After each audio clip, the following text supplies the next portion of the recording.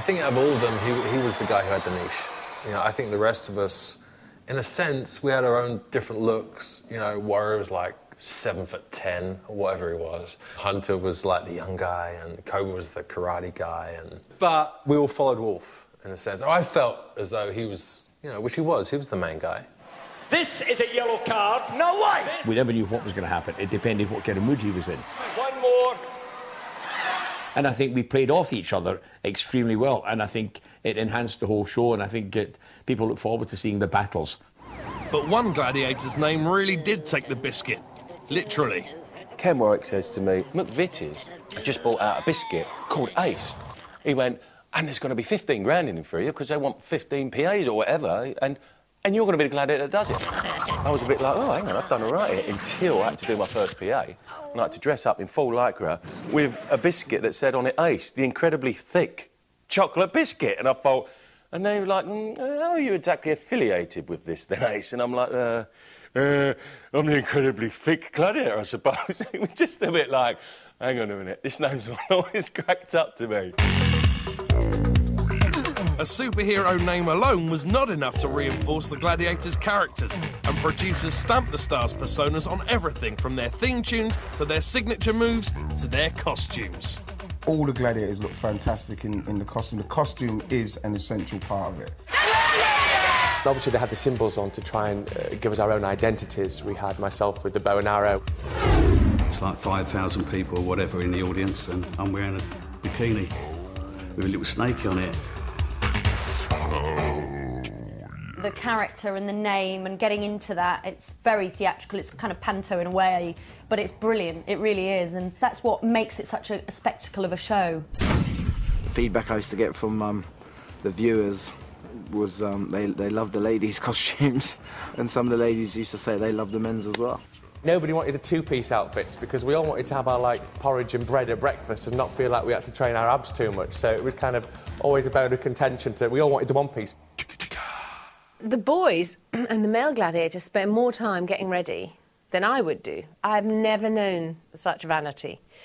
But that's what their life is about. It's about what they look like and how they are presented. And I do remember, actually, the hotel we were staying in, which we stayed in every year, had to ban the gladiators from applying fake tan because it wouldn't come out of the sheets. That meant, of course, that the sunbed down in the gym was booked permanently.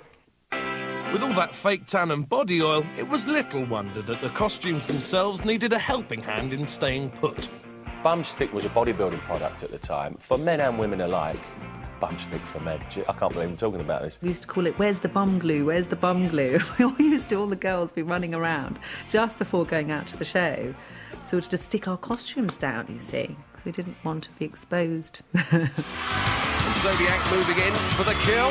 Where their costumes have dried up, horrible, boys, horrible. Where their costumes have dried up and be chewed up by a hungry bum, they could put this sticky glue, really, around their bum cheeks, pull their costume down and stick the costume back into place. Whilst the skimpy slips of lycra were proving to be a definite crowd pleaser, along with 5,000 other dads in the arena, the show's Amazonian female stars were doing more than just providing a reason for dads to tune in. These women celebrated the fact that they had abs, celebrated the fact that they had big muscles, well-defined muscles. Now, this is 1992. This is a long time before, you know, the magazines were saying, you need abs. It's a long time before Denise Lewis, long time before Kelly Holmes was advocating that kind of physique. There was a real move towards women looking more athletic, and the supermodels were coming in, so it wasn't just sort of walking size 6 clothes hangers. And I got excited about that because I felt there was something very powerful about women looking like they could do something rather than just going, oh, I'm an image. But the clever branding of these gladiatorial giants was not the only key to the show's popularity. The blatant antagonism between the programme's Davids and Goliaths only heightened the sense of drama. The producers very much in the first series tried to create tension between contenders and gladiators by not letting them see each other, by building up expectations, and by sort of filling them with fear, actually. And I think it was a very, very smart move. You had to go in and very often G the gladiator up to go out and do that, and you were going to beat this person. This person's never done it before. You were much stronger. It was a kind of like a psychological event as much as a physical one. We never really interacted with the contestants, but Warrior always used to go into the compound before and he'd say, listen, when you get on that platform, I'm going to smash you to pieces. I'm going to break every bone in you. He'd say to them, they go, and they'd think, do I tell someone about this? And it worked, because he used to get on the platform, and the guy opposite him would go, Gah! Just ready to jump, waiting for the one, and then he'd go, Gah! There's no rest up there when you take on Warrior. I mean, what you didn't see was that some of the contenders would try and wind up the gladiators at various times. I mean, it's part of the gamesmanship for some people. Next up is Phil, who should be good at this. There was no fixes or, it was like, was it rigged? It was like, no, it wasn't rigged. Talking about, he was really trying to bash my head off. Gauntlet was the one that really, I mean, how on earth a contestant got to the other end of that, I'll never know, because that was probably the toughest game of all for a contestant.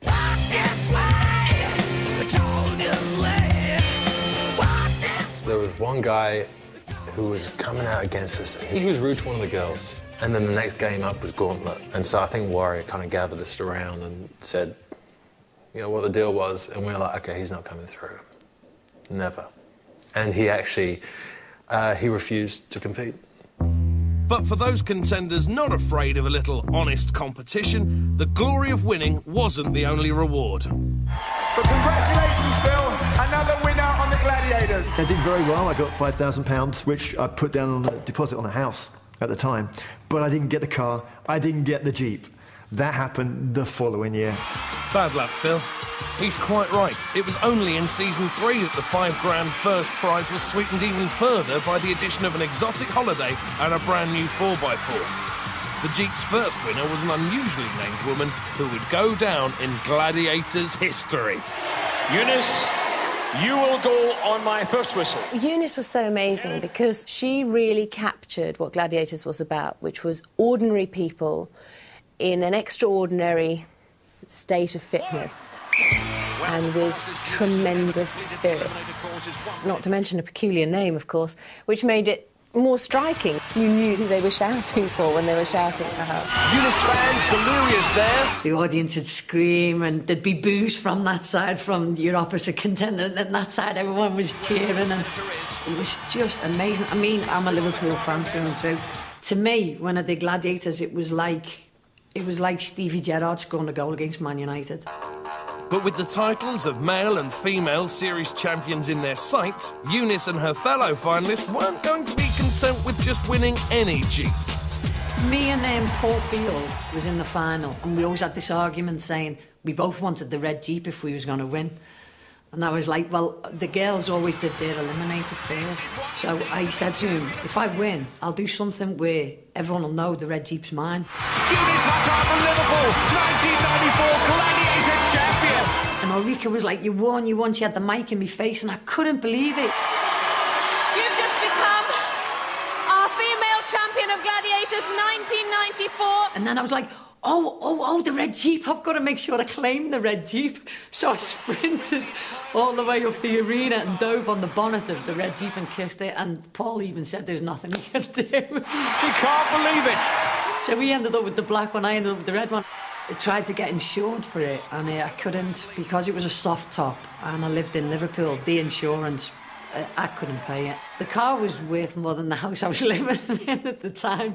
So we'd always planned I was going to sell it and we were going to use it as a deposit to get a house. So that was the end of the red Jeep. With both Gladiators and Contenders becoming household names, series after series of the show returned to our screens. Each one proved to be a Saturday night ratings banker.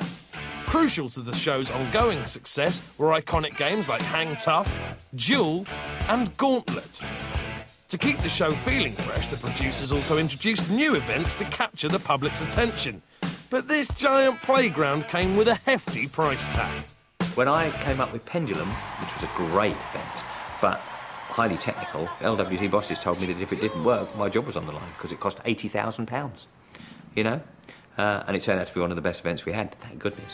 But whilst the producers had earned a pat on the back, some of the gladiators were starting to need the odd slap on the wrist.